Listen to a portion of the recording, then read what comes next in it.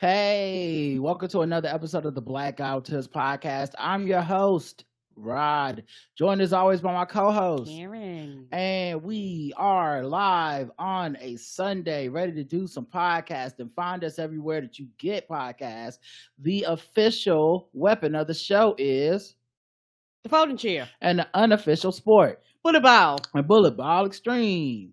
And don't forget, just housekeeping stuff. Black Friday sale going on until December the 5th. I see plenty of people signing up.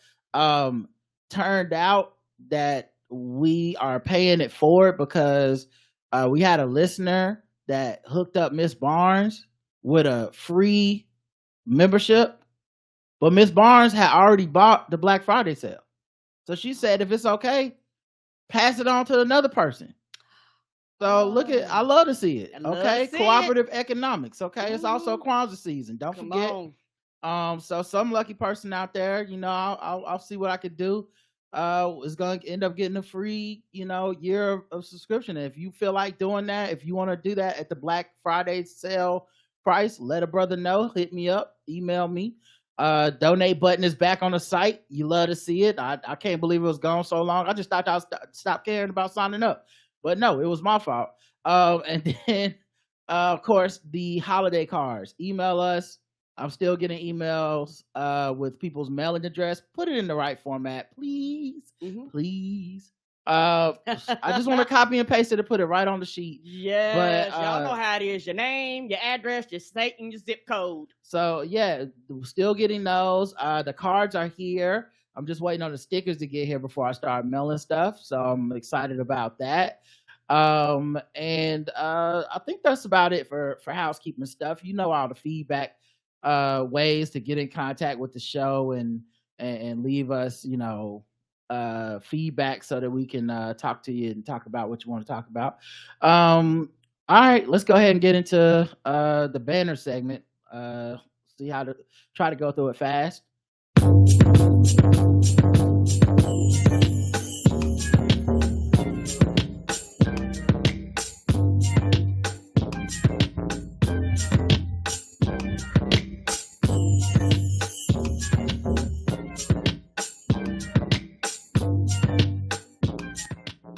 All right.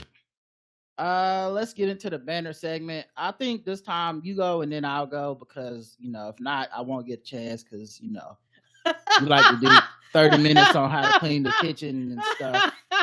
And then I don't get to put any more jokes Are you trying to say women be talking? Women be talking? I mean, if you got them to say, you go first. This is just wasting more time. I wanted to talk about and it's only because like I said, we can kind of talk about anything, quote unquote, in this topic. But we've been going to the Hornets games and I've been really enjoying them a lot. And the last one I went to, the Hornets, they came back and they won, and it was really fun and really exciting to go to the game and actually be there in person. Yeah, I love me some live sports. Napoleon only made $33 million this weekend. I think it's actually like a 5-day weekend too, because like it's a holiday, and I think that means the box office opens on Wednesday instead of Thursday or some shit like that. But you know what's interesting? $200 million budget not being discussed as a flop. Nope. And on top of that, when I tweeted this, there were people that responded. I don't know if these are real people. Because like a lot of times, listen, I know some of y'all are cartoon avatars. Y'all want to keep y'all anonymity, and I feel y'all, but the bots won. Okay, the bots won that battle. If I see a cartoon picture, I'm just assuming, unless I know you in real life, I'm assuming that's not a real person. Yes, very, very few people who do that, and I go, "Oh, I know who that is." Most of y'all, I'm like, "Who?" They be the main ones having the contrarian opinions and shit, right. So I'm just like, I don't know if that's a real person. Correct. Anyway, my point being, nobody talking about this shit as a flop, and what they're doing the same thing they did with Scorsese's movie, which was also a $200 million budget that did not recover the money yet. They're doing this thing where they're like, well, it's okay because it's Apple. And Apple doesn't care if they make money on movies. Let me stop you right there. Child, who lied to you? Apple is a corporation. Right? Everybody want to make their money back. Like, even if they want to win awards, they didn't give these guys this money with the idea of like, fuck it, it's a vanity piece. Right. We'll write it off. We see what happens when they have money that they, like HBO saying, we're canceling and scrapping the whole project because we just want to write this off on taxes. Mm-hmm. So that's not what this is. And then the second part of this, once again, a little bit deeper than your average take on this. Who gets to have $200 million vanity projects? Right. Who in the industry can look around and say, yeah, someone basically wrote me a blank check to tell the story I wanted to tell. And they said, fuck it. There's no such thing as you failing at the box office. There's no amount of money where we will look at this and go, this is bad. And the media being complicit in it is part of the problem for me. Like, this is one of those things where I was trying to stay off of this shit for so long. I've never talked box office on this fucking show, but I'm on your ass now. Every week I'm looking because the numbers are not matching. And this money is not even as much as that Marvel's movie was. It's not as much as that Hunger Games movie was. Like this shit is getting egregious right now with the concentration on just the Marvel movies. And is it superhero fatigue? And not just, hey man, the movies are down and we're moving the goalpost so we can shit on one company, which is weird to me. It is. Everybody budgets need to come down then, you know? Like, this shit is wild as fuck. But like I said, I've seen bad reviews of the movie and the reviews don't call it a flop. It's interesting, right? Because you're being critical. Right. You're normally that's when you throw it in, like, oh, and on top of being a shitty movie, it ain't making no money. Nah, Apple has different things. So all I'm saying is I'm peeping the game. Okay, it's on you. My next one is I'm playing this video game, and it's raining, and the rain is beautiful, but my character does not have a raincoat. I don't have an option for a raincoat. None of the villagers have raincoats, and everybody walking around with no goddamn raincoat. Do you get wet in the game, or? I don't see them so far. Okay. I don't see them getting wet. So I'm like, is it rain? And my ass is old. I'm like, don't nobody catch a cold. The fuck is? I know it's a video game, y'all, but you know, it's kind of odd. But you know, because I've watched Roger play like certain video games. And you know what, rain and shit, they have on coats or water repellent, you know, something. My video game's like, nah, sunshine, non-sunshine. We're going to function the same in this village. Yeah, just depends on the game, you know. Nothing says apocalyptic future science fiction like white women wearing cornrows or dreads. I don't know who designs movies that thought of this, but somebody somewhere a long time ago was like, you know how we'll know it's a desperate future? When white women start wearing cornrows. Like, just when everyone's looking like the Kardashians, that's when the aliens is coming. That's when the plague broke out, the zombies. That's when we know it's almost over for humanity. I don't know why that's always the choice. And dreads is even worse. That's that's even more. That's like nuclear bomb went off and we living in the wildlands and you know, like the economy is controlled by who has the most water. Like, right. Why the fuck is that an idea? And it's and now that I've said it, y'all can't unsee it. Y'all never gonna unsee it. But like, damn, this must be a fucked up future. I feel like if I was a black time traveler and I could only go to the future, I would hop off my time machine, see white people in dreads, hop back on. Like, no, I went too far. Because y'all don't fuck something up. That's the only time y'all do this. Yeah, and then they had those thick ass dreads. They don't be having like regular dreads. Yeah, they struggle dreads. Yeah, you be like, the fuck is this? And you wouldn't have no hair. They don't have no accents or nothing. They're not trying to appropriate being Jamaican. They just like, this is what it looked like when people struggle. They paint their face and then they fucking get dreads. Because that's how the blacks do it. It's on you. My next one, I'm still in a video game realm because I've been playing the hell out of one of my video games. And you can take a hot springs bath where you go into the hot spring bath. And when you go into the hot spring bath, it rejuvenates like your energy, gives you like your power and stuff that you kind of, you know, use throughout the day. So by accident, I went in there and I had a sword. So I went in. I said, yes, I want to go in. I had a sword. I did not know my sword was gonna come with me into the hot tub, and I thought this shit is dangerous. Why am I in the hot tub with a motherfucking sword?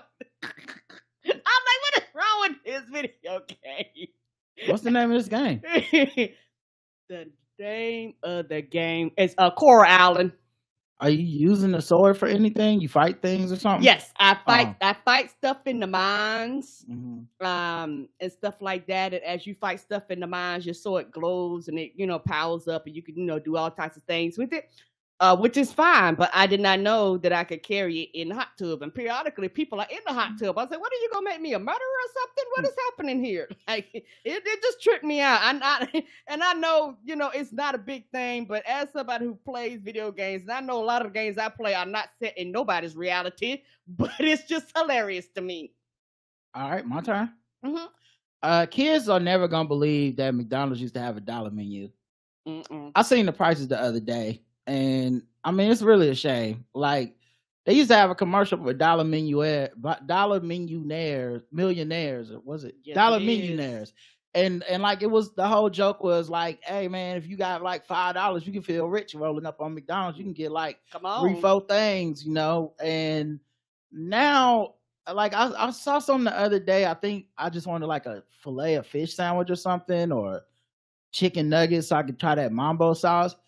It was so expensive. Yes, you cannot like find, it's not no, you can't. It's not what it used to be. You can't find a meal under like $7-8. I wonder if we gonna sound the kids like when our grandparents used to be like, I used to go to the store with a nickel, get a loaf of bread, 2 watermelons, a pack of cigarettes, and a Coca-Cola out of the glass. Yes. We are the generation who, gas was, less than $1. People gonna be like, gas was never less than $1. You're like, yes, it was. Like they don't believe you. And also, as a kid, I never thought about that, but now as an adult, I'm like, shit, we are old enough to sound like that to somebody. A burger for $1? Are you crazy, Grandpa? Yes, they think you're making that shit up. And also, we are of the generation. The prices that meals are now, they used to about be this price, and then they went to the dollar menu, and then the cost of shit went up. So now it's kind of recycling and stuff, because before the dollar menu, meals used to be high. Meals used to be like $6, $7, $8 years ago, and then they started the dollar menu, and because a lot of people was like, the cost of these meals are too goddamn high. And but the thing with the dollar menu, it's not like you were getting a Big Mac. You were getting a cheeseburger that really wasn't a cheeseburger, but at least it was $1. Right now, if you want that same cheeseburger, that shit like $3. Like it's just this. I don't even know what they just gonna give you the bun now. Like new dollar menu, it's the bun, or you could get pickles. It's up to you, really. Whatever kind of menu there you want to be. Oh, let me get 3 straws. Okay, we balling. We balling. I'm loving it. And they think they slick now. Now they don't. They go value menu, or they go dollar and up menu, shit like that now. But before, it literally used to be the 99-cent menu, where everything in this bitch was 99 cents and below. All right, you go ahead. That's it. Oh, that's it. Okay, cool. I'm gonna go through mine. Where do Skinamax movies go when they aren't on late night pay cable? That's a great question. Where do they go? How do you rewatch a Skinamax movie? What if you watching a movie and you like, oh, I like the plot to this one, I'll pick it up later. Where? You can't find them on the streaming services. They randomly, I don't even know if they still come on late night pay cable. No, I don't know. That's a great question. And who is the audience? Yes. Because who is this audience go, I want sex, but I don't want gratuitous sex in the land of porn? Like, who is the market for this very specific type of not really porn, but kind of porn? Yes. I want to be slightly turned on. If you want to see some titties, but definitely no penis and no penetration, but you kind of do want to see like some people that can't act. Yes. Skinamax. Yes, really stiff. Who are the people? If you're watching it, I'm not trying to shame you. I just want to know what do y'all do when it's like, oh man, I love this series. Like how are y'all finding that? There's no resources for it anymore. Maybe do you buy them off of Amazon? A great question. I have no idea. After that, what does Amazon suggest to you? The channel that's all scrambled and shit?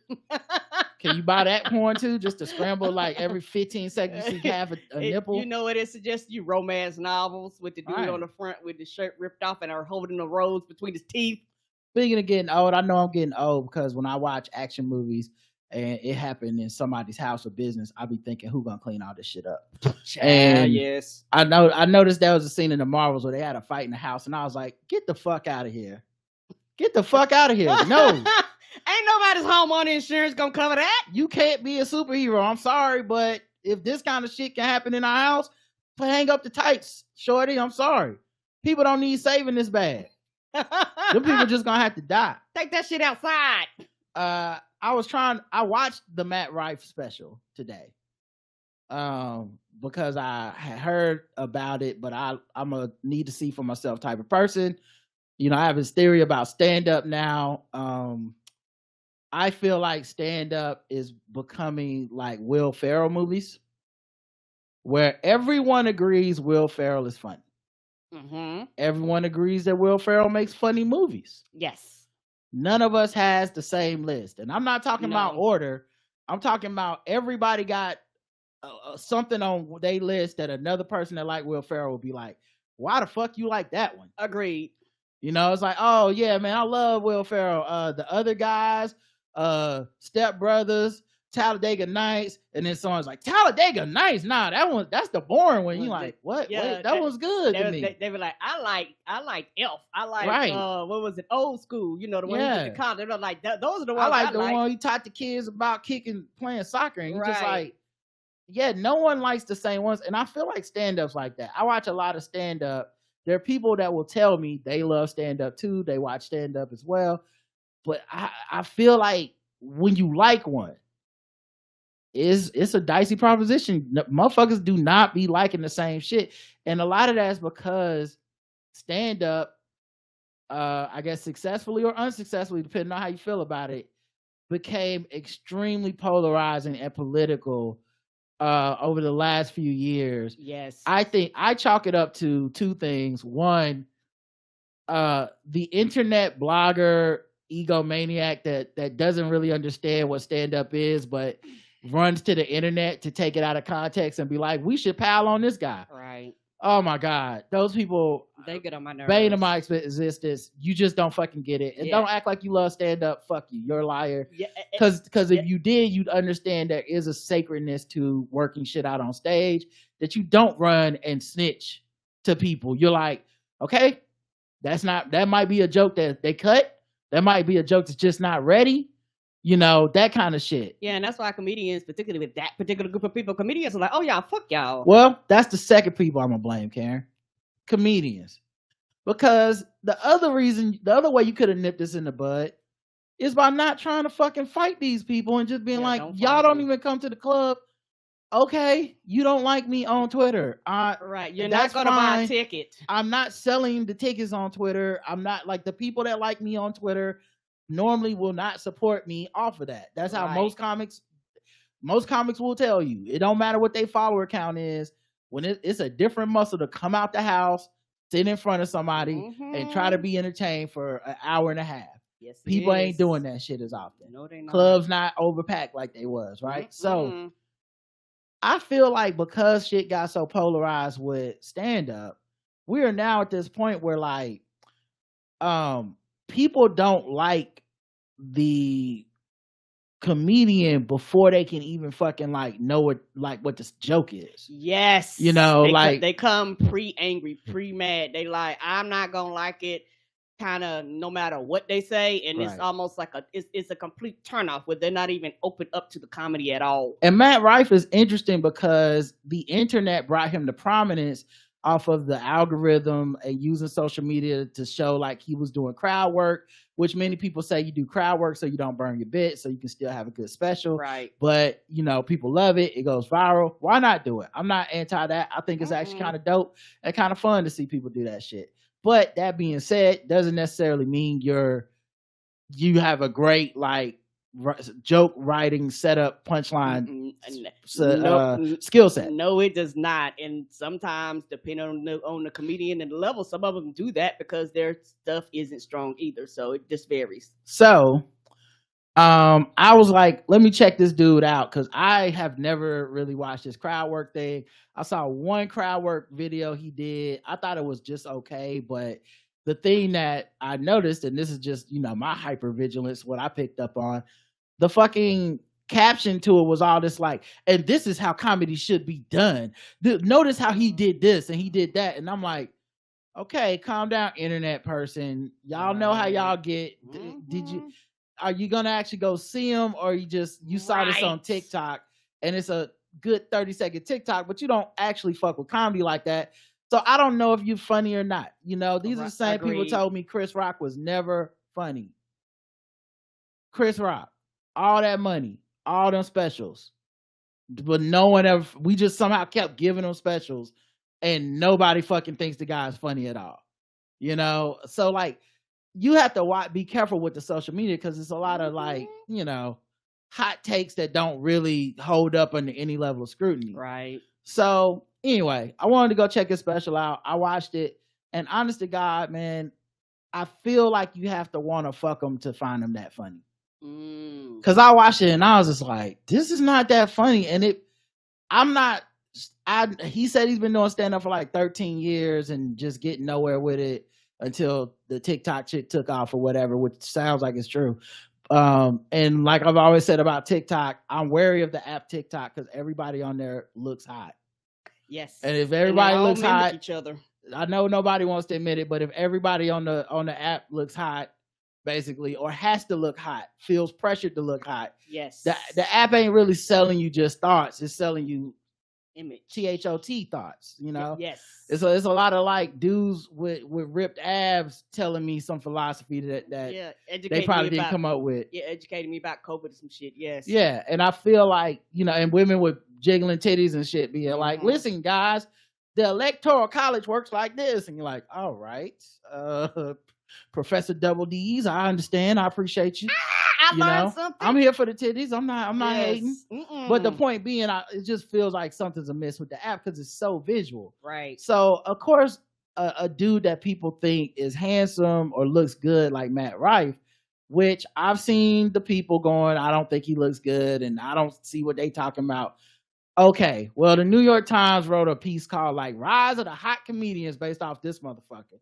And I don't know who the author of the piece was, but it gave me the same feeling of when that one white woman fell in love with the porn star James Dean, I think is his name, and then wrote this glowing piece about how he was the perfect porn star and he just almost could read the minds of women, and he knew exactly what was hot and all this shit. And I'm like, so you jilled off to him, and now you got to write something in the paper like it's all of us? It's just you, sis. All right, just you. And later he gets accused. Memoir. All right, later that same porn star went on to get accused of sexual assault on the set and all this stuff, like being extremely over the top, not really making sure he had consent and everything from his partner. So that person was wrong. And we know factually that person was wrong because the people who you said he could read their mind were like, no, he couldn't. It was the opposite, right? Okay. Point being, she wanted to fuck James Dean, so it became the law. Some white women, I don't know, whoever's doing the media in the comments, who's going to see his shows, he's become known as like the comedian everybody wants to fuck, the pretty boy comedian. New York Times wrote about him, being the rise of pretty comedians. And my point being, maybe that's what I'm missing. Maybe if I wanted to fuck him, I'd be like, hilarious. But I'm like, kind of hack.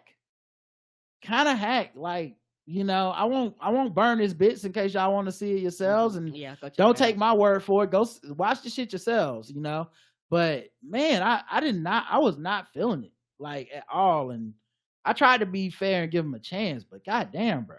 It must have been really bad. Like I said, and I haven't watched that one yet.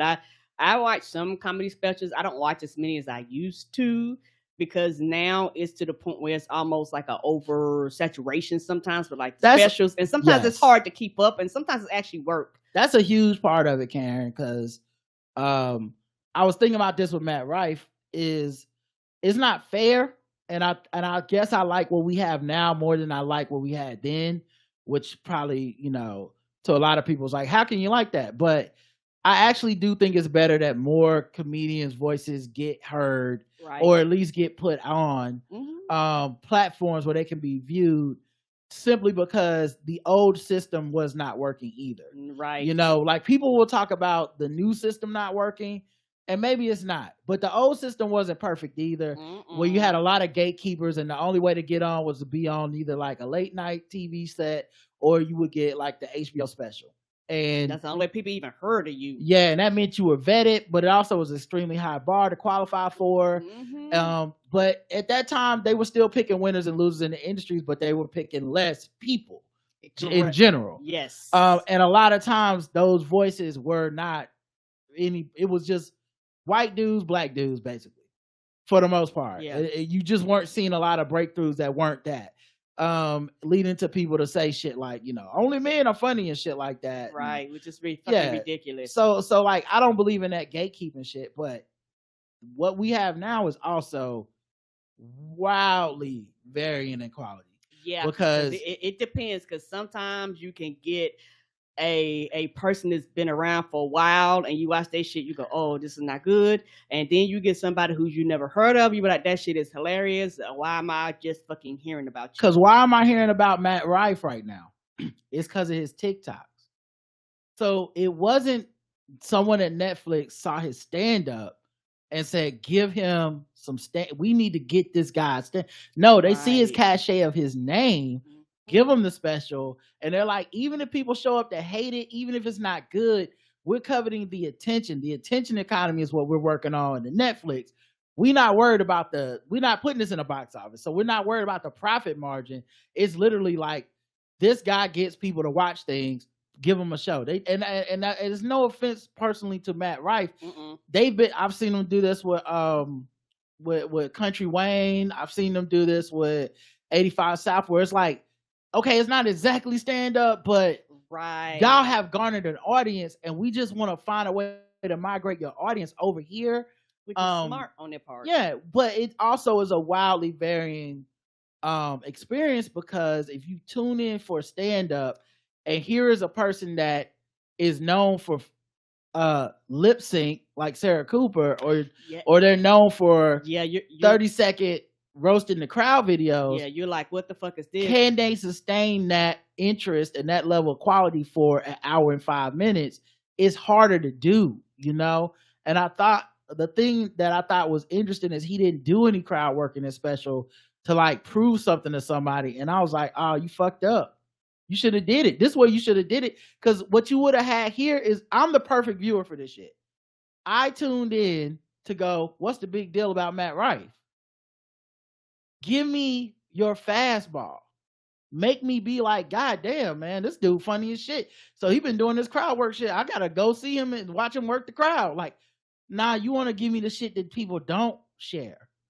Yeah, it was bad. And also, it's one of those things too, like you say, because of a lot of things have changed, because of the algorithms, because of social media and things like that. And I hear a lot of comedians complain about this, and to an extent I understand. It's like, I have to be a one-man machine, and so it's like, if I don't have TikTok followers, if I don't have Twitter, Instagram, like if these numbers aren't quote unquote high enough to even, so it's another form of gatekeeping, kind of. So if these numbers aren't high enough to get into some executive's face, because odds are they're not actually going to come to the club, do real scouting to see if I'm funny. They're not going to do that. All they're going to do is look at a 30-second clip or whatever, or see I have a bazillion views or whatever the threshold is, and give me something, and then they work backwards from there.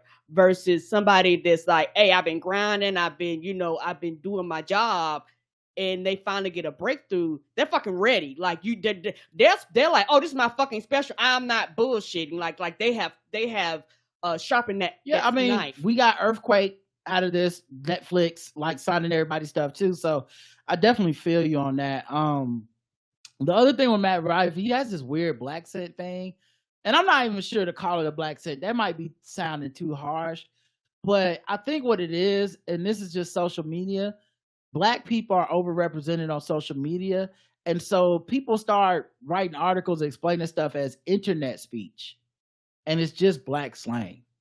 Yes. But to white people, for some reason, they think it's just like, it's how the internet talks. It's like, no, it's what goes viral because we're the coolest motherfuckers on the planet. And no matter where you are in the world, you're probably using some of our slang.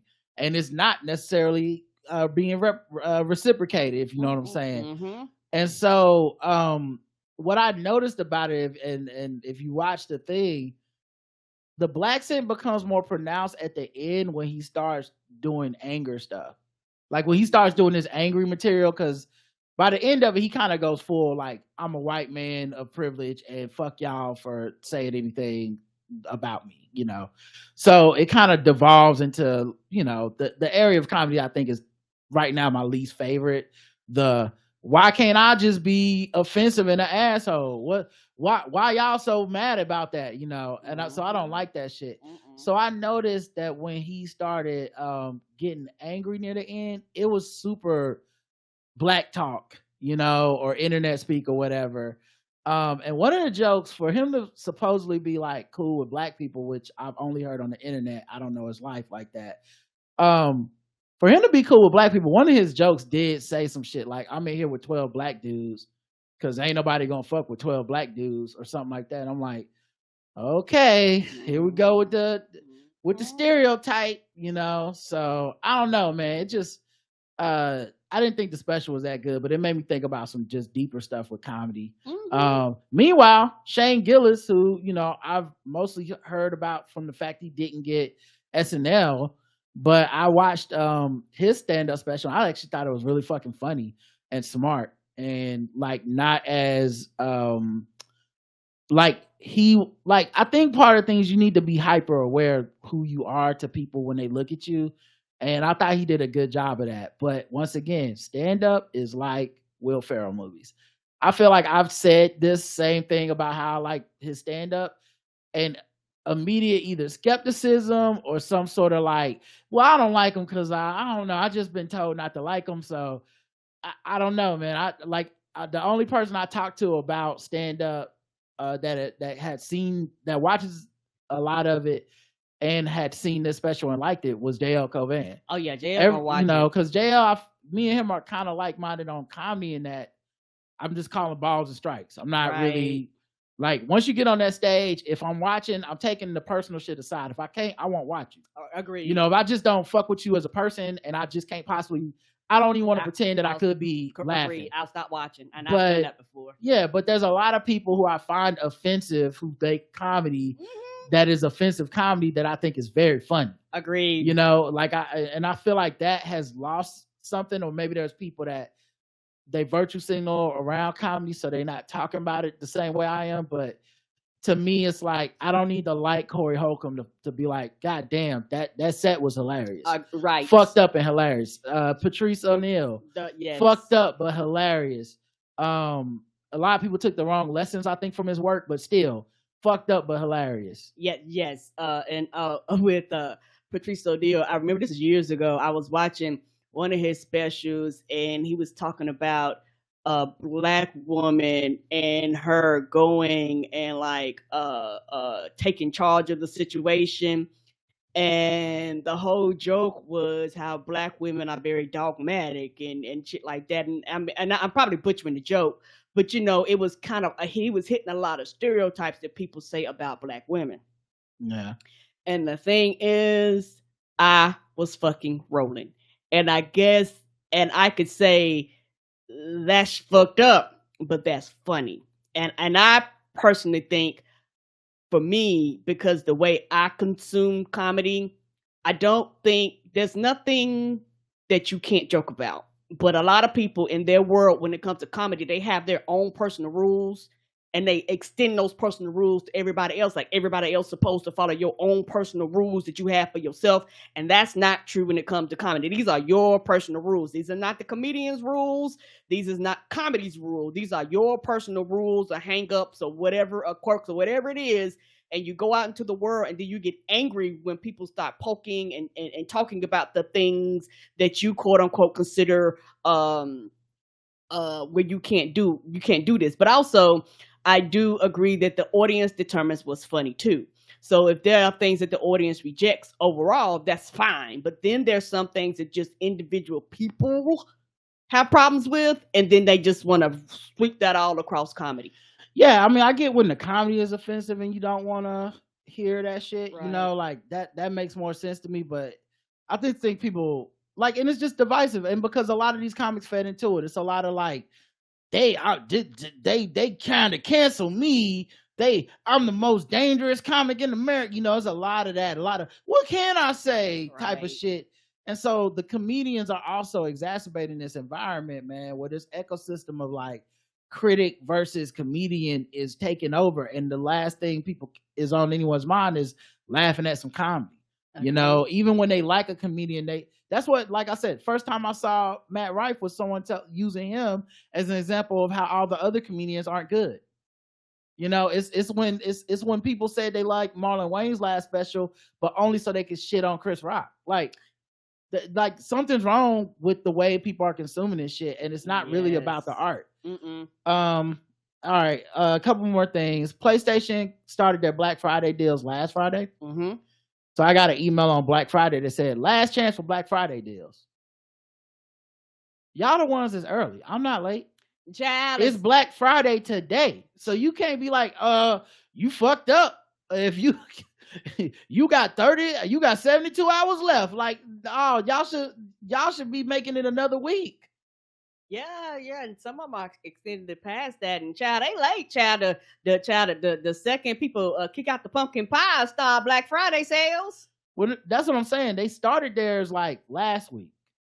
They sent the email like Black Friday starts a week early, but then on Black Friday they were like, "You better hurry up." What do you mean, better hurry up? Why you rushing me? You started early. Can't trick me. And last thing, I talked about this on Three Guys On. I don't think I talked about it on the show yet, but maybe I talked about it yet. I don't remember. I discovered a life hack. I got a reusable, sealable plastic container for my Thanksgiving food. So when I made ribs, I could just bring them down my mom's house in this, easy container. No foil. I'm not worried about juice dripping out. I'm not worried about it tipping over. I don't have to put a plastic bag on it. Super, super easy. And just a little toteable thing big enough for all my ribs. And I knew that the ribs would be a hit. So I said, I won't be bringing a lot of ribs home with me. That's a fact. Right. Honestly, it was kind of lucky more people didn't show up. I would have got no ribs. Hey, sure would have. But people enjoyed the ribs. That's, you love to see it. But yeah, so when you're done with your food, when everybody's done and it's time to go home, wash out the plastic container. Thanks to my sous chef, Karen, who washed it out. Wash out the plastic container, and then you can fill up everything in that bitch. I had everything in there. I still got food.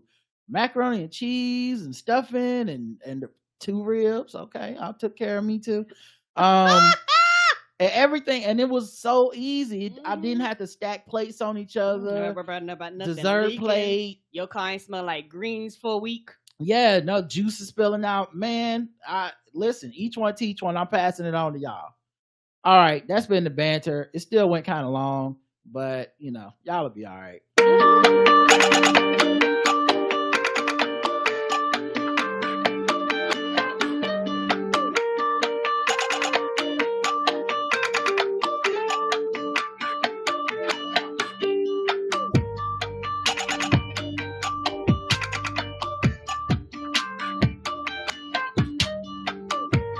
All right, let's get to the news. Matt Rife ignites backlash. I almost Freudian said blacklash.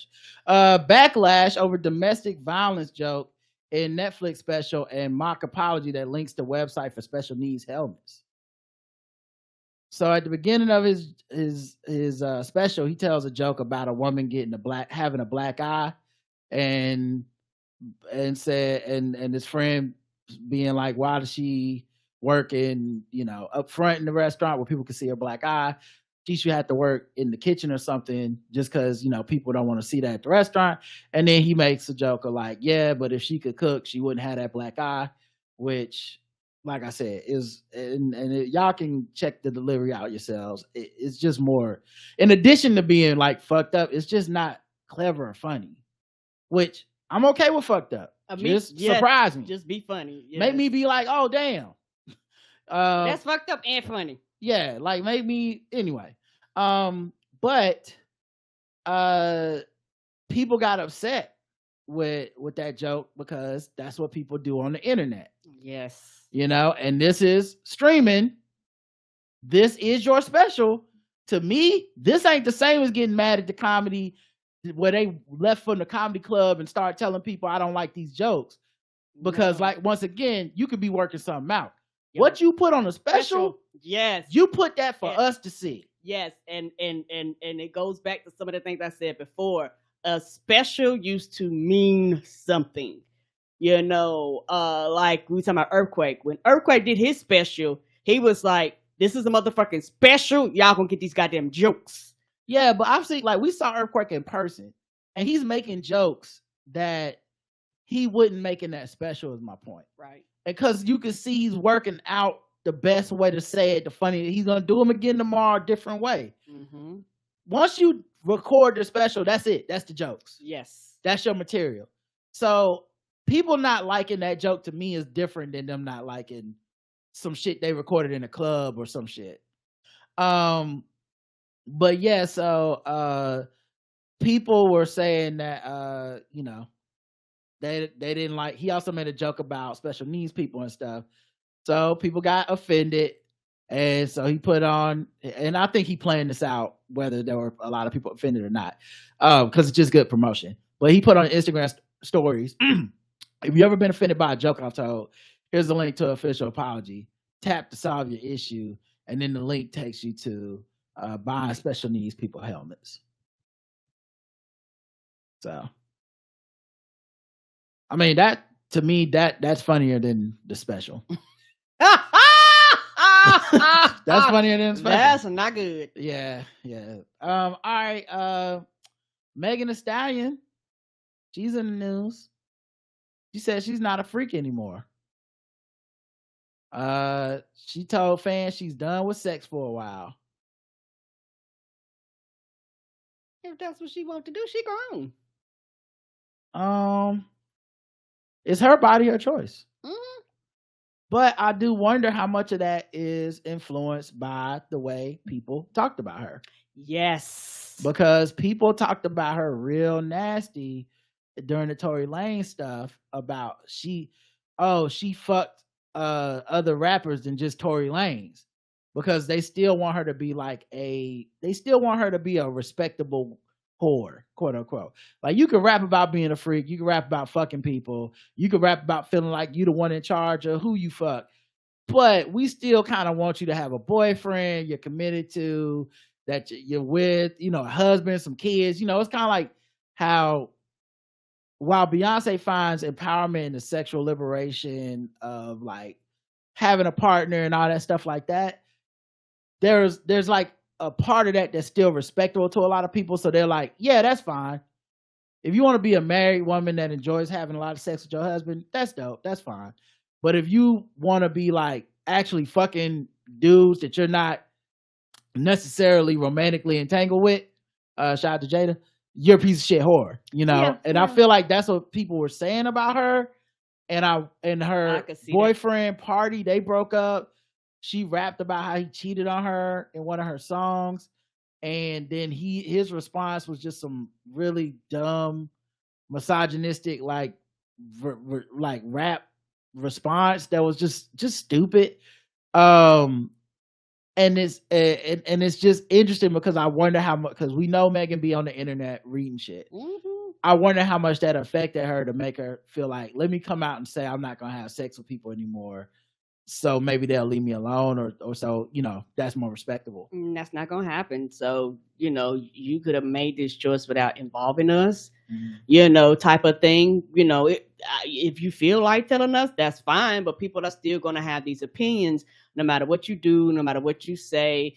People are going to feel a certain way about you, because I think a lot of people have always had a problem with Megan Thee Stallion, because she's tall, she's a black woman, she's kind of take control, they've done all types of things, from calling her butch and saying she's a man, and all types of shit. Like, they have consistently attacked her. This is somebody outside looking in. They have consistently attacked her, saying she can't rap and all that shit, when she would rap circles around a lot of niggas, so from the very beginning it's always been an attack. And then, how dare you talk about your sex and sexuality and who you fucking and all this type of shit. And so I think like a lot of that got to her. I wonder. Yeah, here's her words on it. It's like nobody be listening to my music. They be like, oh, Megan Thee Stallion, I cannot believe he likes to have sex. Cannot believe Megan Thee Stallion fucks. We shall be. No, but I am turning over, the new leaf. And I'm stingy with the cootie cat. I'm not a freak anymore. Oh my God. I'm done. I'm done with the shreds. So toxic in the shreds.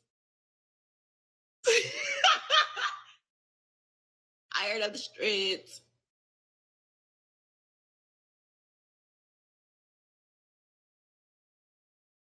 Why is my titty sweating?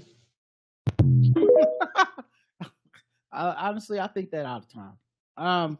But welcome to the club. Why is my titty sweating, girl? Okay, I want to know.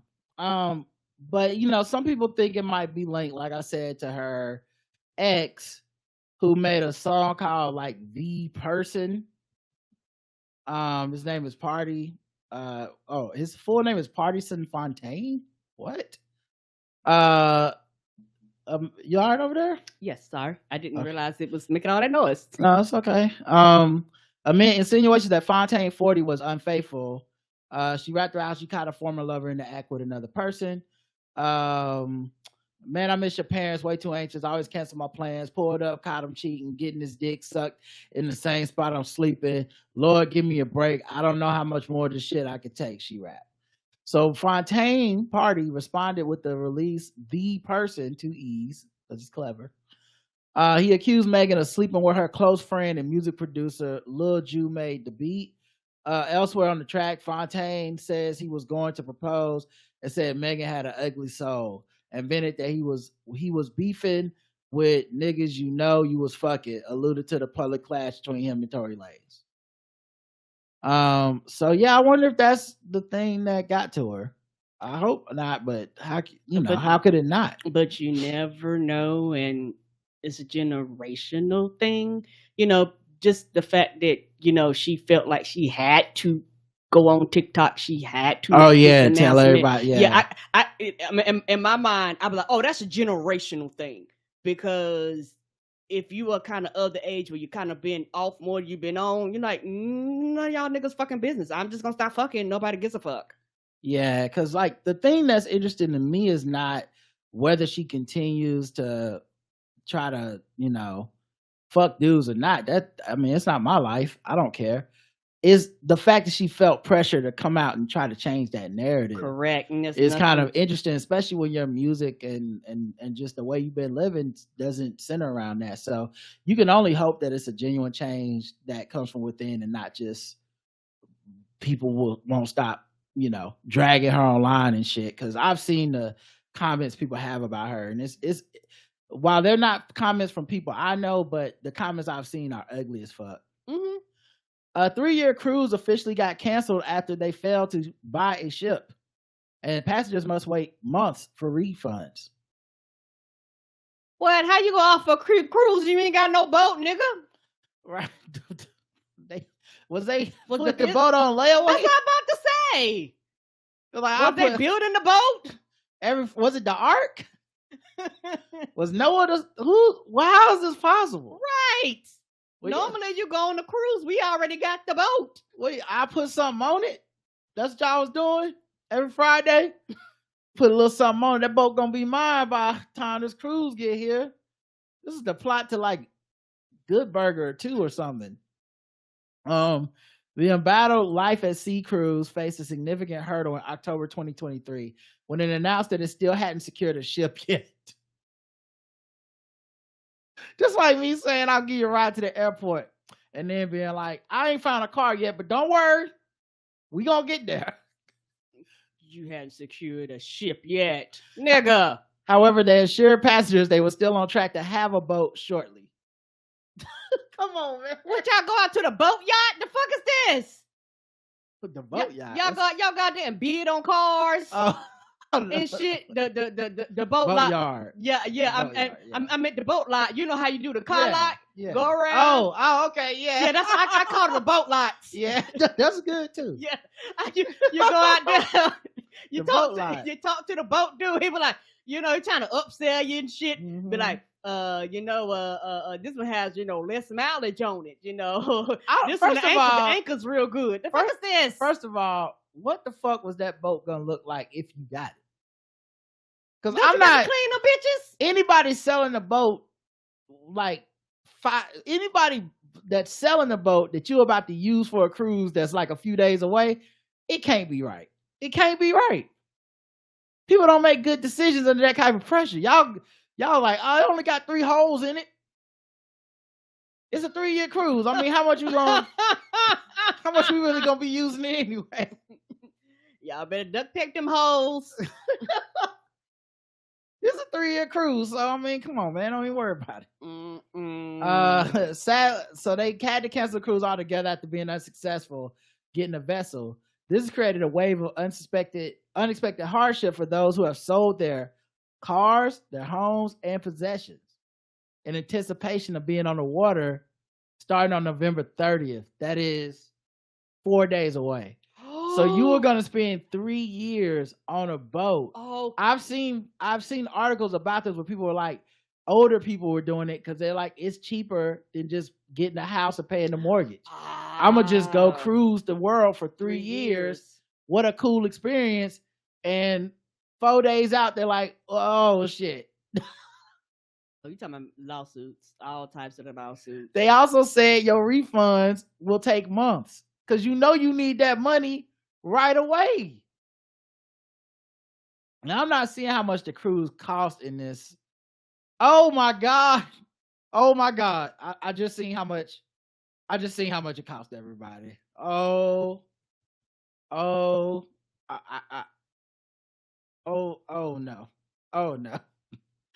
Woo. Oh, my head got hot looking at this number, y'all. I hope everybody's sitting down. If you sit, please sit down. If you're listening at Cubicle, just go ahead and take a seat, okay? Oh my goodness. Oh my God! Get exterminated! Oh my! Oh my God! Oh my God! Get the fuck out of here! Oh my God! Oh my God! All right, so it's 3 years on a cruise, all inclusive. All right, which means your meals, everything is covered, right? How much would you pay for that, Karen? If I said, Karen, we're going on a cruise for 3 years, how much would you pay? 3 years is a long time. Okay, all right. For about $10,000. Okay, $300,000. I'll kill a motherfucker. $300,000. I'll kill a motherfucker. That's $100,000 a year. I'll kill a motherfucker. I think you have to kill these people. I'm sorry. I'm not advocating for y'all to do it, but I think this is the kind of thing that one would do such a thing. Particularly if people have sold their shit on the thing on going, okay, because depending on where you're at in the country, $100,000 a year, you go, hey dog, I'm paying that, that's more than the cost of whatever. Imagine you sold your home to get the 300. Yes, so now you don't in have anticipation. I'm gonna live. be somebody got to die. If I go, you got to go. That's what I said. Lawsuit. Oh, child, they better go into hiding. And then you talking about it's gonna be months for me to get my money back. You ain't take my money in months. You took my money, goddamn instantly. Months? I want that bitch back. I'm just supposed to believe. I'm supposed to believe. You also said you had a ship. You also said you had a boat, bitch. You didn't have a boat, child. I would be on their I tell you what. asses. I tell you what. I live with you till I get my money back. Come on. That's how we gonna do this. I needed 3 years of somewhere to stay. So it look like it's me and you up in this motherfucking apartment with all my stuff too. That is crazy. Oh my God, 300,000. Oh my God. Is that the deluxe package? It's like 300,000, man. You're gonna be in the good room. That must be the high. That must be the highest. Buffet. That must have been the highest end. You get the actual bands and not the cover bands up here. Oh my goodness. Oh my goodness. Oh. Pray for those people. And also, prayers down for this man. Ex-officer Derek Chauvin, convicted in George Floyd's killing, stabbed in prison. I was hearing about that. Yeah, happy Shanksgiving to him. Oh no. That's hilarious. Yeah. He I mean, they do say you got to break the wishbone on the turkey. Oh no. On the jive turkey in this case. Yeah, he's in prison. And he was apparently being himself. And maybe some people ain't forgot. Maybe they were celebrating Indigenous People Day. So it go a little different than celebrating Thanksgiving with the pilgrims and blending the table. Because somebody got real shanky on them.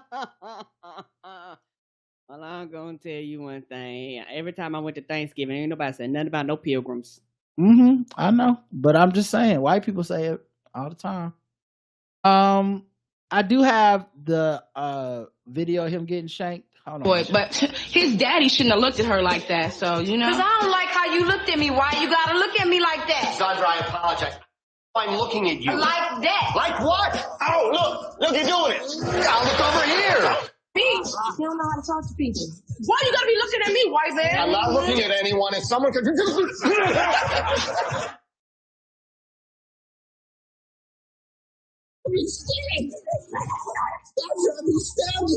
don't know what I did. You came to the house with 6 wild niggas. That's what you did. I bleeding.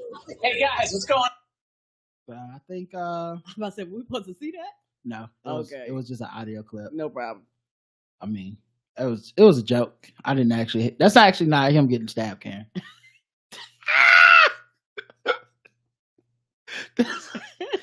I hate to break the fourth wall, but I know. that's actually a clip from the Chappelle show, Mad Real World sketch.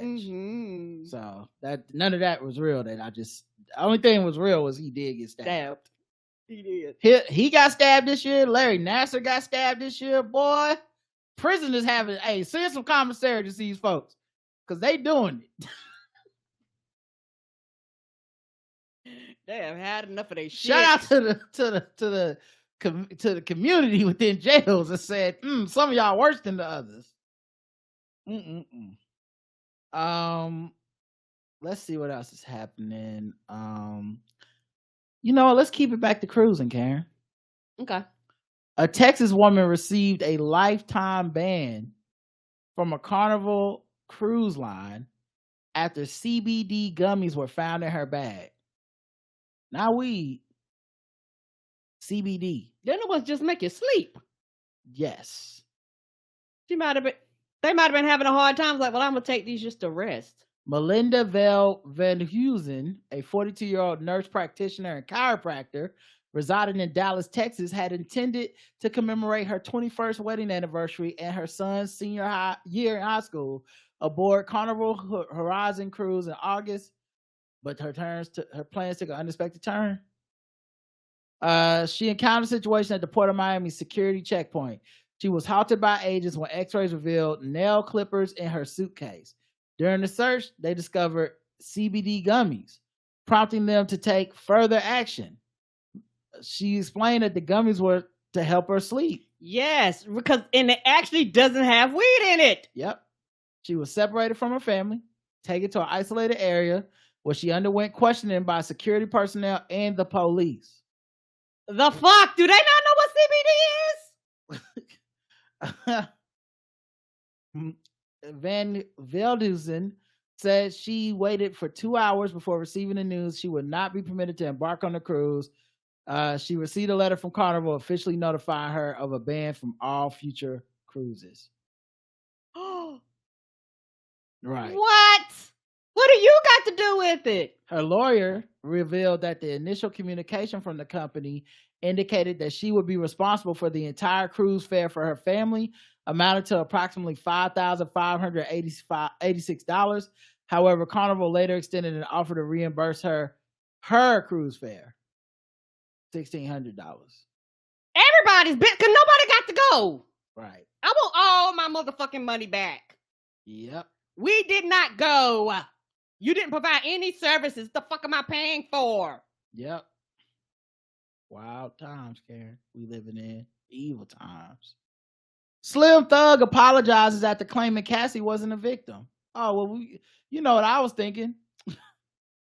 What Slim Thug think about this? You know, it's like I always say. Something nobody never asked. Did we ask Slim Thug yet? Who is he? I'm like, hey, listen, I don't know what side of Israel or Palestine to be on. What Slim Thug gonna say? Then we got a discussion. I always say Malcolm X, MLK, Slim Thug. I call him Slim LK. That's how much. That's how much. That's how much you want to know. That's how much he means to me as an artist. He apologized after claiming Cassie was just looking for a payday from Diddy.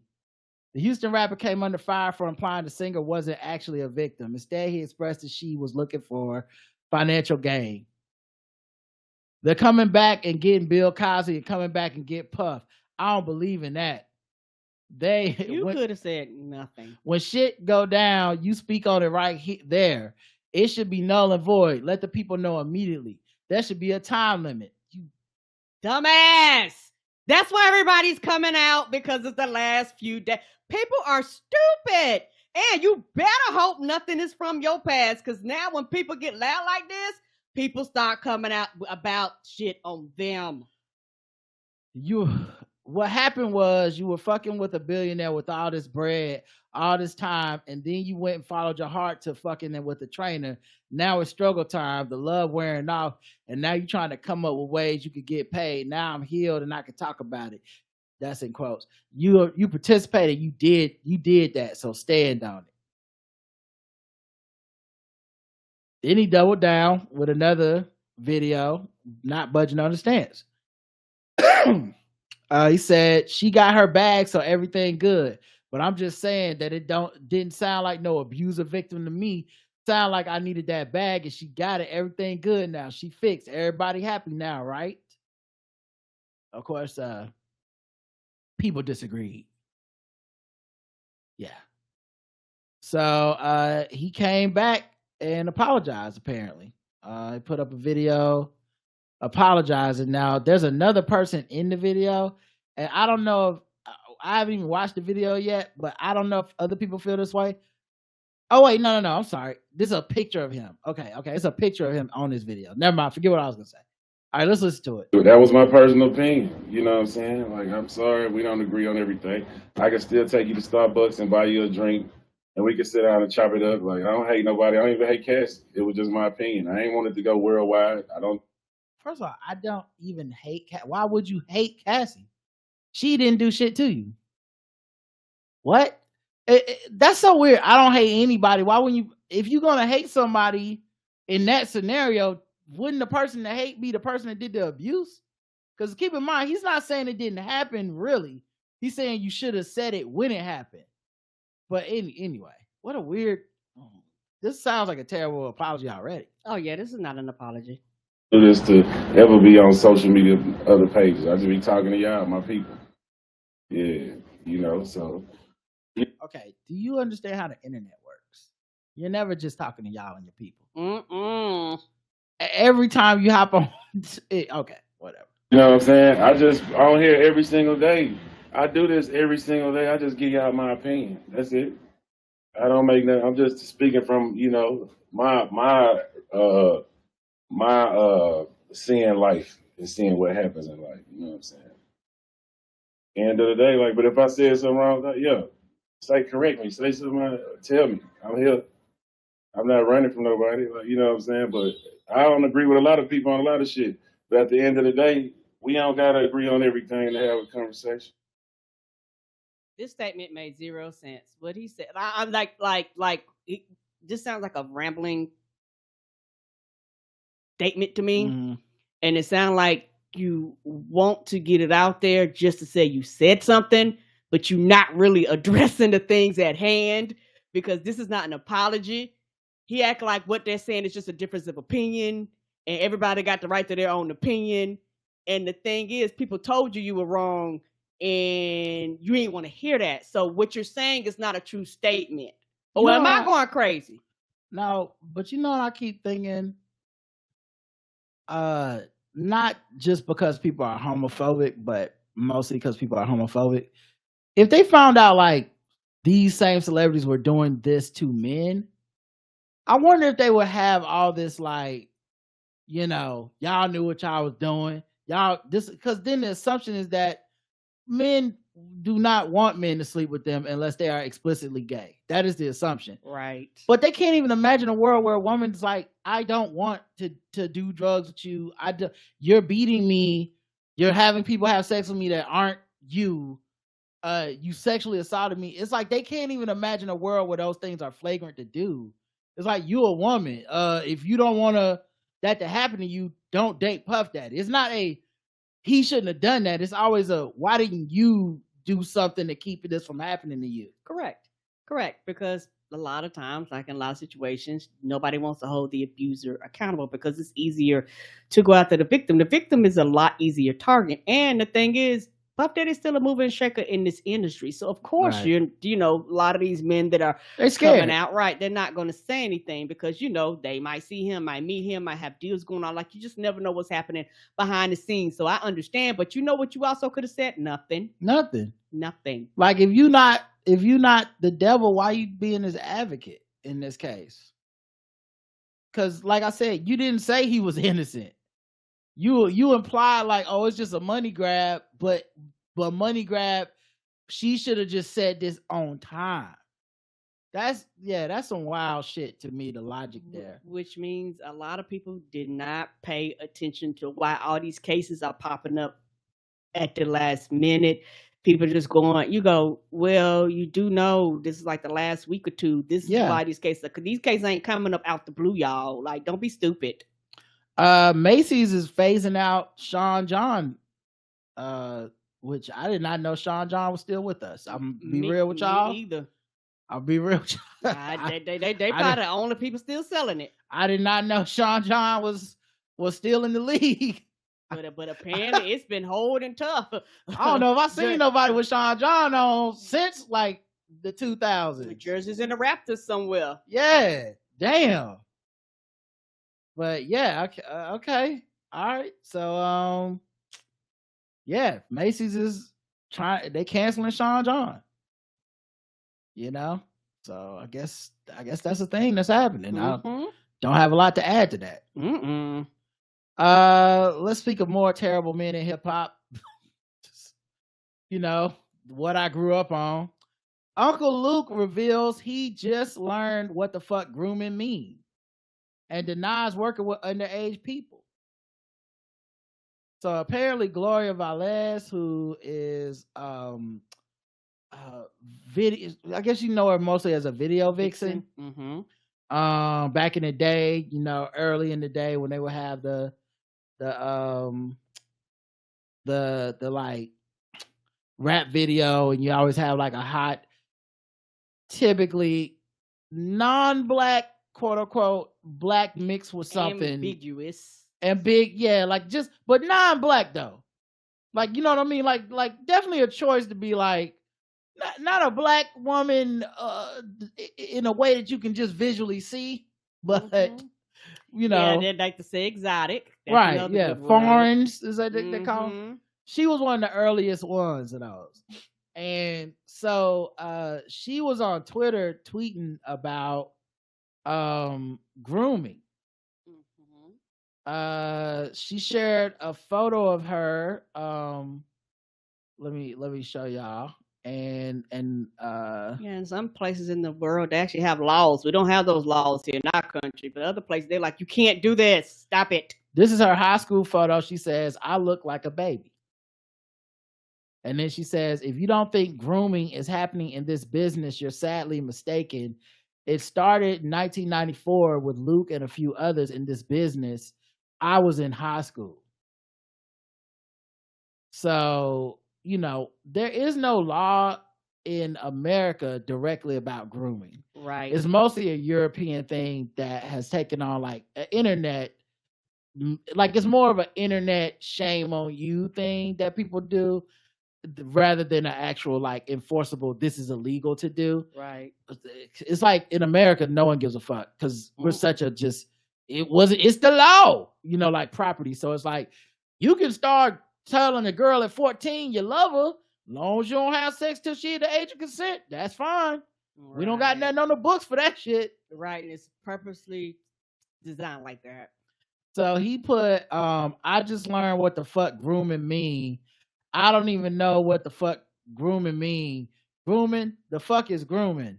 They had to explain that shit to me. Y'all got the right one. I don't have no problem going to court. I'm not Russell Simmons. I don't do that. I know my brand. Russell Simmons got straight. For no reason. No, for a reason. Yes, for a reason, but we're not talking about him, but yes. Yeah, that's funny.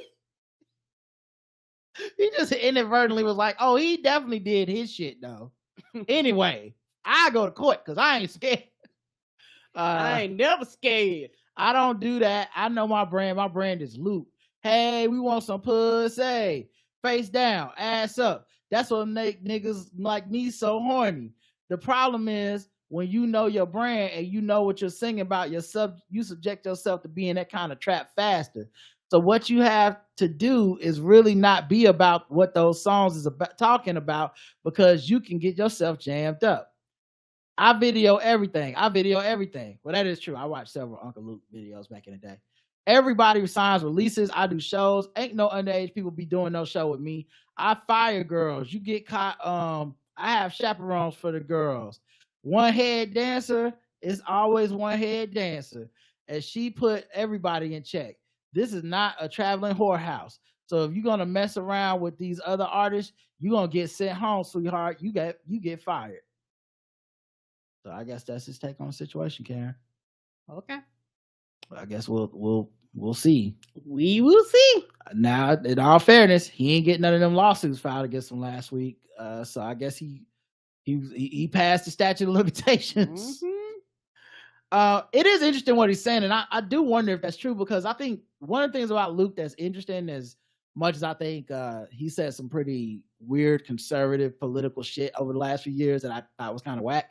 But Luke is not a dummy. Like, he's a businessman. Mm-hmm.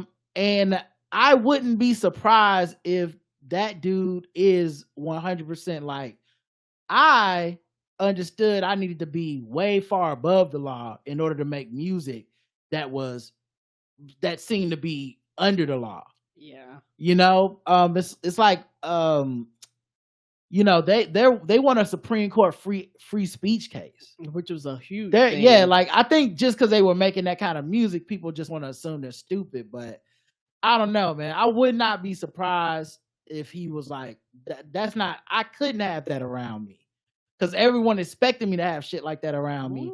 And that's how you go to prison. And I don't know if you noticed, I ain't in prison, you know. But I also like how he just admitted that he faked. It's like, no, we was just rapping like that. We didn't live that shit at all. Yeah, but I don't know. Like I said, it's men are men, so could still be lying. Who knows? All right, let's move on. Okay, having a good time. I said, are y'all having a good time? Yes. Okay, cool. Because you're the only one that can respond. No, I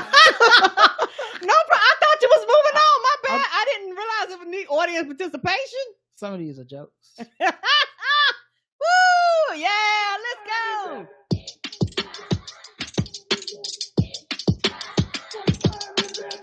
It's time to guess the race. It's time to guess the race. It's time to guess the race. It's time to guess the race. Oh shit! Now it's time to guess the race. The game we go all around the globe and we find different people in different articles and we guess the race. So the people involved. Karen plays along. Mm-hmm. The chat room plays along, and everybody is, for the most part, racist. Okay. I'm sorry. Everything we said before now was bullshit. A postal worker in Charlotte is that's where we live, y'all. Yeah, so y'all know. yes, well, I'm listening. Going okay. Matter of fact, I think I can play the news report. Hold on. U.S. Postal Service is making some new developments tonight in an ongoing Action 9 investigation. The U.S. Postal Service is making some major changes. They say it's to prevent your mail from being stolen and protect their letter carriers. Wait, this is not the right article. Well, anyway, that's nice as well, but I'll read the right article then. Okay. A postal worker in Charlotte is accused of stealing at least $24 million in checks from the U.S. mail and conspiring with two other suspects to sell them. God damn, you know that's federal time, right? Mm-hmm. Oh, they know. They work at the post office. 24 million. Yeah. I trying to be funny. White folks don't fuck around with their money now. You going to jail. That's correct. That's correct. It puts a new spin on going postal. What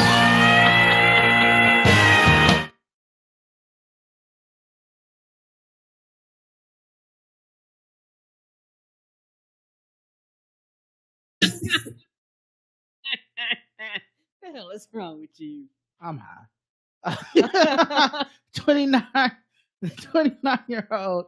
Could you imagine the people that have complained about shit, calling people, trying to figure out why the fuck they didn't get their checks, particularly if they knew it was coming? Because not trying to funny, you talking about people's Medicaid, Medicare, food stamp. You know, $24 million. You done touched a lot of federal money. And then think about this, Karen. When you say I didn't get my check, what do you want them to do? I thought they were gonna tell you to wait. But what do you want them to do to resolve the issue? Hey, my check didn't get here. Oh, cut me another check and put it in the mail. All right, and they got that one too. The mail's the one stealing it. Oh, can you imagine? I bet you some of these checks are probably not trying to, depending on who the person, they probably cut like 3 or 4 times. I'll be like, you ain't never getting your mail. That being said, you know, I get it. 24 million. Okay, that's y'all balling. Yes, you is with that much money. It's a lot of money. I would have never thought to be that prolific in it, because I'm like, we gonna get caught if we steal $24 million, but they probably figured out it's government money. We're gonna get caught if we steal 100. So you might, once you steal $1, you might as well steal 24 million. You might as well. They did this over how long you think they did this? 6 months. 4 months. Yeah. Even shorter than me. Damn. The 29-year-old worked as a mail processing clerk from March 2021 to July 2023. The other suspects, 27-year-old Donnell Gardner and 24-year-old Desiree Carter, are accused of posting $12 million in stolen checks for sale on the Telegram channel's app. Now, how do you buy a check? Yes, post a check for what the fuck? How do you even get? How do you get the money? Right? They got to go through the bank. I don't understand. What you gotta like fake your ID? Like it has to be. It has to be more. Yeah, it got to be something to it. And on top of that, you not only you got the federal government coming up, you got these banks, because particularly if these banks pay this shit out, the banks are gonna be like, hey, dog, we want our fucking money too. Like, y'all robbed us. The theft also included at least $8 million in U.S. Treasury checks. Ooh, wow. The suspects who live in Charlotte reaped hundreds of thousands of dollars from the scheme. Each is charged with conspiracy to commit financial institution fraud, which carries up to 30 years in prison, 5 counts of theft of government property. Each theft carries a maximum of 10-year sentence. Carter and Gardner also were charged with 7 counts of possession of stolen mail matter, and Shannon with 8 counts of theft of mail by a postal employee. Each of those counts carries up to 5 years in prison. All 3 were released on bond after their first court appearances Friday and didn't reply to request to comment. Of course not. Oh, y'all going to jail, niggas. Guess the race, Karen. Black. Oh, y'all going to jail. Them names? The names, not the crimes. The names. The names is black. And the crime is black, too. Okay. Let's check the chat room, see what they say. Use the money to buy tickets to the Blackout Tips live show. Hey, Nicadra was up in there, girl. We might got a picture together. I don't know. I hope I ain't the suspect. I know nothing, police officers. I'll give that $40 back. I would, yeah, you had that back. Justin said, I wouldn't be surprised if someone who was already working at the post office told, oh, that's not race. God damn it, Justin, pay attention. Check for sovereign nigga crime, black, this black, Charlotte, good government job, USPS safari hat brim tilted to the side, living much black. Oh no. That's good, Greg. Black, says Tamara. Black. Okay, the correct answer is nigger fried. The correct answer is black.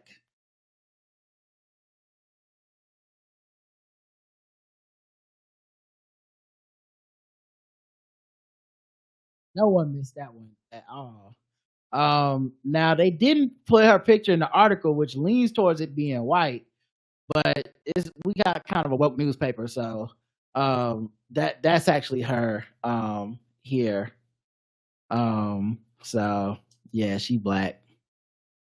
Man, really thought you was gonna get away with that. I will say this though, if you were swiping the left on her on the app, she fucked up. Yeah, you did. I know she was taking motherfuckers to Cheesecake Factory and y'all everything. Was balling. Y'all was going to Ruth Chris. She was making sure. Oh, as a black folks call it Ruth's Crisp. She was making sure her hoes was taken care of. Yeah, okay? all the hoes. She ain't out here like Megan. She's like, I'm a freak. Right. And I got cash. All right. Here's another one. A 26-year-old woman was arrested after Bexar County deputies say she damaged a man's house, stole from him, and poured laundry detergent on him, which caused a chemical burn to his eyes. Damn, what she plan on doing? Put him in the washer? The fuck is this? You put him on a rinse cycle? It sounds like she was tired of his bullshit.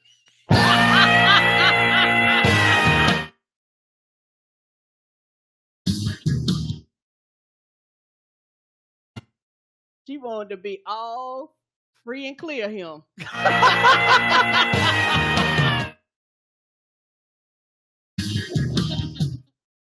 He did not gain her goodwill. I couldn't help it, y'all. I couldn't help it. I heard there was a bounty out for her.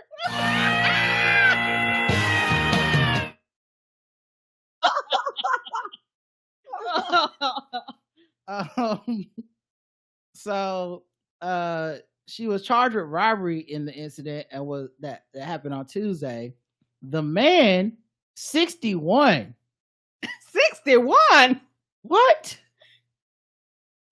Told deputies that he had met her on a dating website for. Now, see, you should have known. Listen, if you're not rich, 26-year-old woman swiping right on you They looking for a sugar daddy, most likely. 61 years old. Like, y'all better have met on that motherfucker Seeking Arrangements. Come on. This better not been no... Y'all better been on sugardaddies.com. Right. You better not have been on fucking Farmers Only thinking you hit the jackpot. No, this definitely wasn't Seeking Arrangements because she showed up to his house. Oh, wait, unannounced. Okay, never mind. Maybe it was Seeking Arrangements. She showed up to his house unannounced at 2:30 a.m. A.m. He Child, must- he sleep. He trying to child. In 2 hours, in 2 hours, he gonna wake up, get ready to go to Shoney's for the sunrise special. Want his coffee for 35 cents, ma'am. What is you doing here? That man went to bed at 7. What is we doing? He been asleep for hours. Right. He definitely the had time. The party just starting for you. He ain't time to have time to pop his blue pills. You gotta let him know hours in advance. You better. Soon after she asked him for $2,000 and the man told her he didn't have that kind of money. The man told deputies that she became angry and started to destroy his TV, entertainment center, custom painted, and several walls. Well, how you gonna get the money like that? You definitely ain't gonna get like this. She trying to, and you know he probably had a big box TV and a DVD, a VCR player, the VCR/DVD player, right? You had a Betamax. You know them shits. Record them. Don't be in here fucking around and recording on my tape now. Right? You messing with? Oh no! You messing the system up. Not my 8 tracks. You know he had a TV on top of a TV. Get out of here, ma'am. Right. She then poured laundry detergent on his head and it dripped into his eyes. Oh, you know what? That's why she wanted an older man. Somebody she could physically probably beat up. Yeah, somebody she could abuse. You know, yeah. like you know, that if a man is roughly your age, you probably can't just beat him up, break all his shit, and throw Clorox in his eyes. And this shit. would not be. I would not be surprised if this was. This right here sounds like a continuation of abuse. Oh man, I feel bad when his grandchildren show up and be like, "Now, Paul, now what you thought was gonna happen? Look at these pictures of this woman, and look at you. You ain't think you was getting robbed? You know they definitely victim blaming him. They don't victim blaming don't work for me. Plenty of age appropriate women out here, pop. If you don't get over here to the senior center and stop and leave these young girls Come alone, on. They gonna fuck around and break your hip, pop. He was in pain and couldn't see, but he was able to crawl outside his home and call for help. And you know why? Because unlike these millennials, this motherfucker right here been through some shit, okay? Now he done crawled through World War II. Okay, he done crawled through the swamps of Vietnam. You goddamn right. The greatest generation. He was like, this ain't got shit to do with me. He was like, I done seen some shit and I'm gonna survive. Okay, Gen Z would have wrote a strongly worded letter. Yeah, they would have. Just joking. And posted it on the Tickety Talk. Okay, Julie, we on your side this week. We sure is. Write a 5-star review. We fucking with you now. We was wrong last week. Whoopi was right.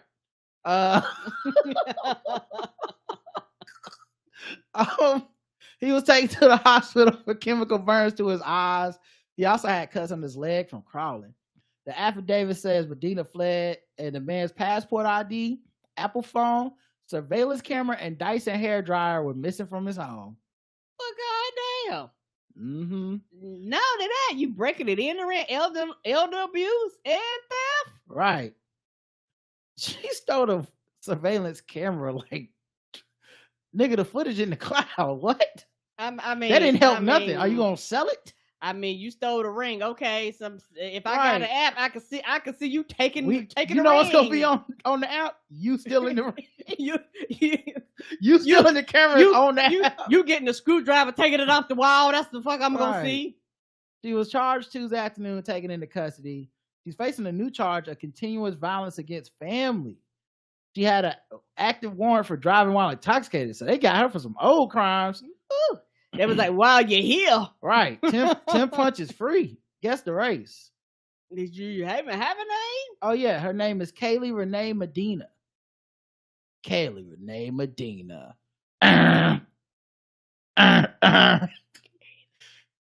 Remember fucking Cole Medina, everybody? Yes, I do. That's a good This actually sounds like a verse from Funky Cold Medina. This whole story is one. Yes, that sounds like a white. That name sounds white. Okay. I had to think about it. And that was some black shit, but I think this is a white woman. You hopped on the app looking for some action. But like Mick Jagger said, you can't get no satisfaction. None. She pulled up in the driveway. You pulled out your meat. But little did you know she had a bottle of bleach. Funky Cold Medina. All right. Let's check the chat room and see what they believe for her race. Oh, let me scroll to the bottom. Oh my. Okay. White. That's a white woman. White. Her battle cry was like "Roll Tide." White. Oh no. Bounty Fresh. White. Latina. This sounds so white. Dyson Hair Dry says white. Meth Mania. White. White like clean laundry. Sensitive skin ass white man can't take Tide. All right. That's more guessing the dude, not her. I don't know his race, so this is a gender wars. But Karen, what'd you say? White. Karen said white. Most of y'all said white, and most of y'all got it wrong. She's Latina.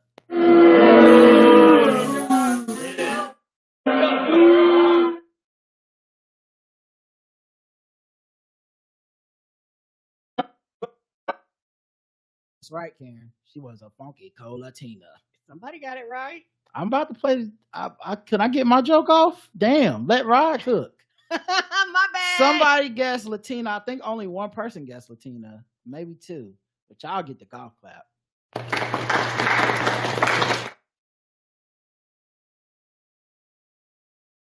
And that's her there. And she looks like a funky cold Latina to me. So, very close. Very close. All right, let's go to the bonus round. So far, Karen is 2 for 1 and 1 and 2. 1 for 2. What time is it?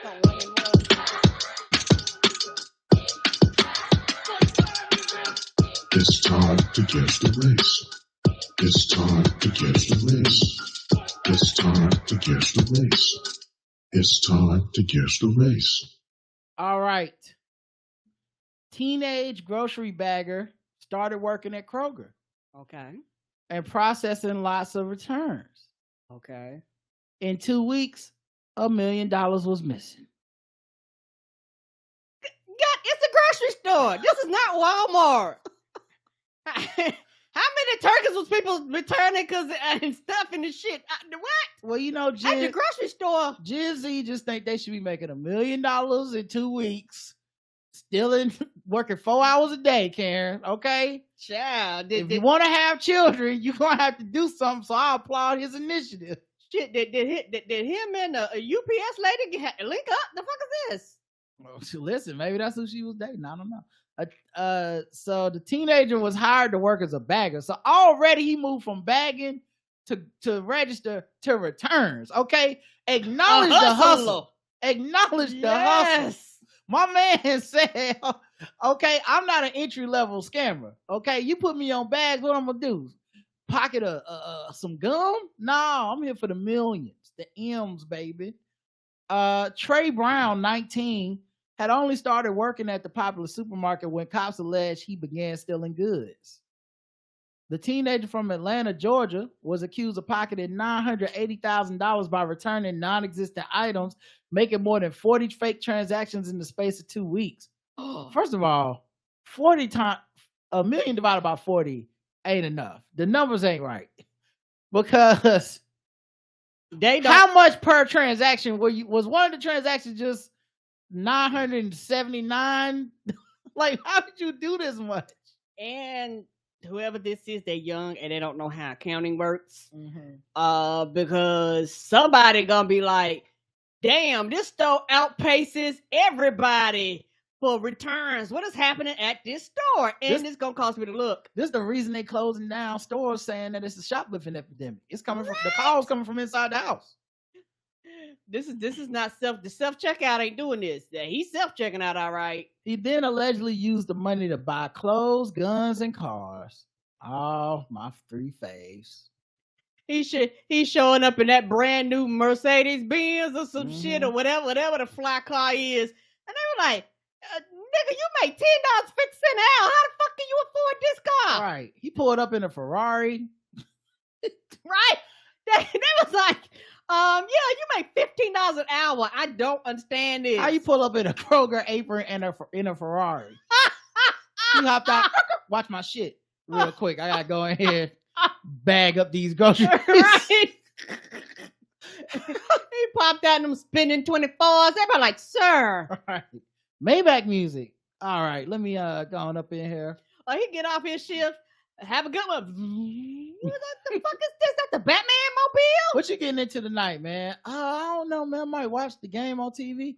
Oh, that's cool. I'm gonna be at half court of the game. I'll wave to the camera if I see you. Detectives claim that he began making false transactions almost immediately after he was hired by the store in December 2020. Almost immediately. The false items range from $75 to $87,000. I was right.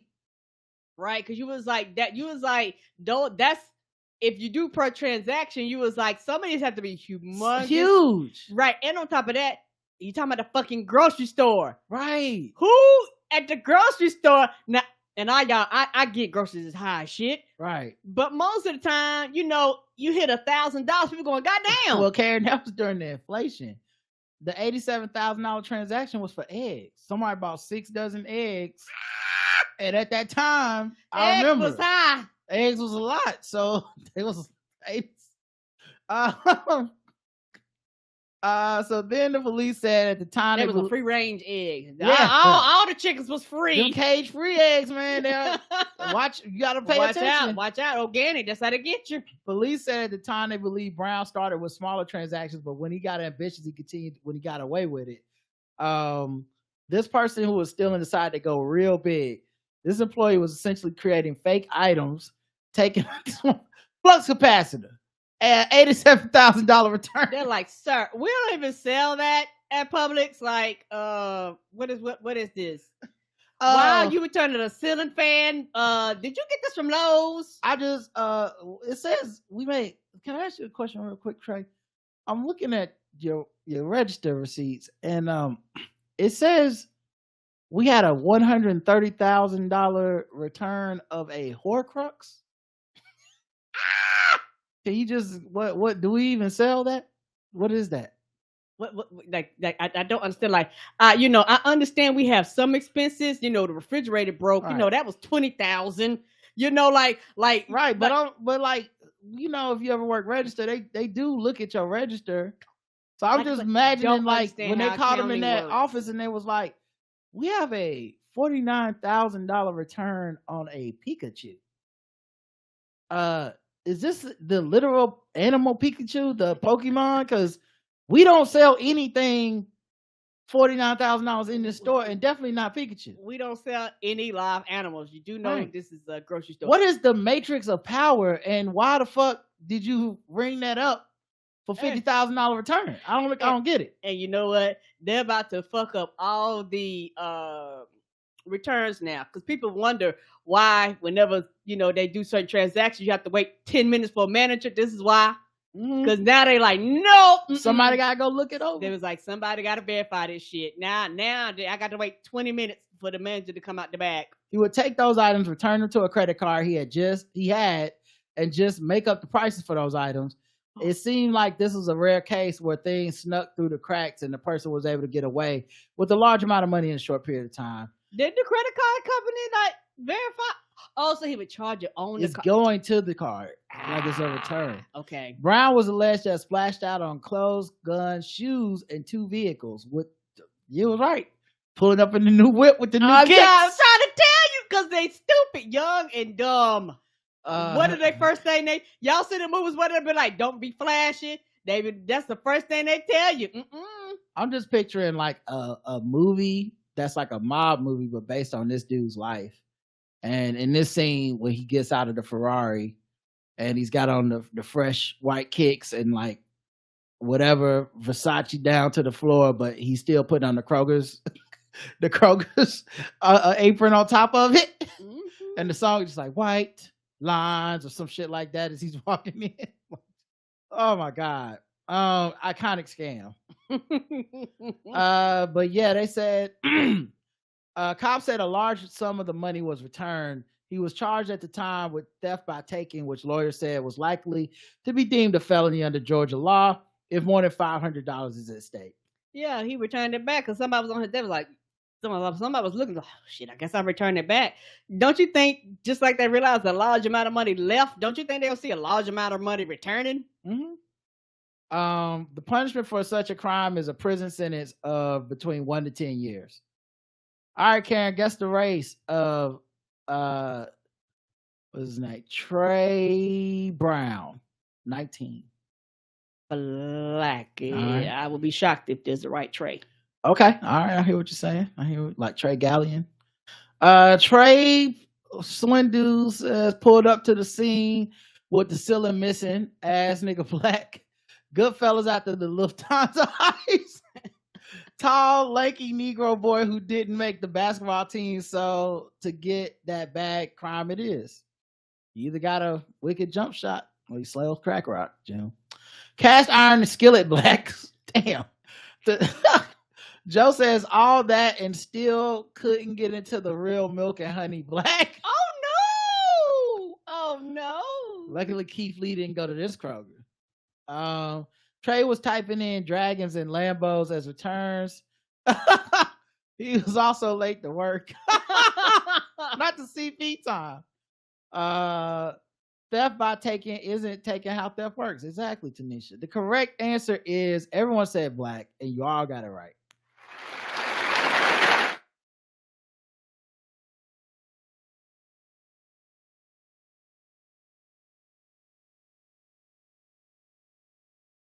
I just appreciate the ambition. Oh, he did that. Mm-hmm. He just like a regular black kid of 19 to me. I mean, obviously not the sharpest crime, you know.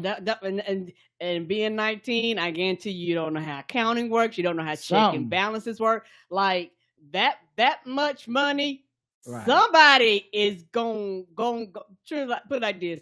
Somebody gonna do some debit and credits and look at some balance sheets and be like, nope, what's happening? He could have stole $1,000 a month and been free for the next 5 years, but he had to go 87,000 at a time. He's like, be big and go home. Somebody looking like, hey, this is a manager's whole ass salary. The fuck, sir? Got carried away on that, right? All right, let's go to sword ratchetness.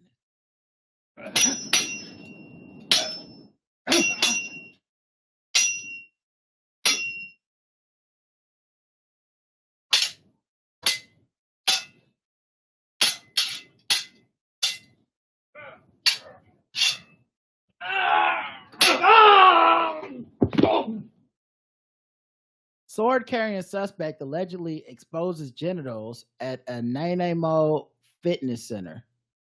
Oh. Mm-hmm. Pulling out. He was dual wielding. A suspect. Take a little peek at that meat, apparently. A suspect's behavior in Nanaimo was not fit for a local fitness club. Police asked for the public's help identifying the individual who allegedly exposed his genitals to staff and customers at the business. It happened October 30th around 7 p.m. at Country Club Center. Country Club Center sounds like a place where if you pull your dick out, some old like Southern belle be like, oh my, and faint. Yes. Well, I do declare. And then pass out. Oh, my stars and garters. Is that a penis? Literally clutching pearls. Mm-hmm. The suspect took exception because he was refused entry since he was intoxicated. Like, you can't come in here because you ain't like that. He said, I disagree. And then he banged on the glass doors, dropped his pants, and allegedly exposed his genitals to the front counter staff. Well, you know what, sir? I think the staff was. He said, well, here's my staff. He appeared also to be carrying a sword. Yeah, that was strapped to his back. Yeah, the staff was like, sir, you can't come in here. Police responded immediately, but weren't able to locate the suspect, which makes me feel like they didn't respond immediately. I don't know if y'all know how immediately works as a concept, but apparently it was some time. Even if it wasn't 2 Right. or 3 minutes, it was long enough for them to no longer be there. It was not immediate enough. No, it was not. He was described as average height and weight with brown hair and a beard. And yes, he's white. All right, y'all. That's it. Showed up in a trench coat. Thanks for listening, everybody. We appreciate y'all. We'll be back throughout the week. Until next time, I love you. I love you too. Mwah. Bye, everyone. Y'all have a good night. Peace. Peace.